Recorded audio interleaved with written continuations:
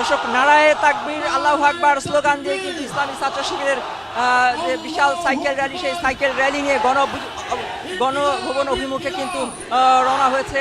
এই সাইকেল র্যালিতে অংশগ্রহণকারী শিক্ষার্থীরা ঢাকা বিশ্ববিদ্যালয়ের টিএসসি চত্বর থেকে কিন্তু এই সাইকেল র্যালি শুরু হয় সকাল 6টার কিছু পরে। এই মুহূর্তে এই সাইকেল র্যালি বাংলা মোটর এলাকা অতিক্রম করছে।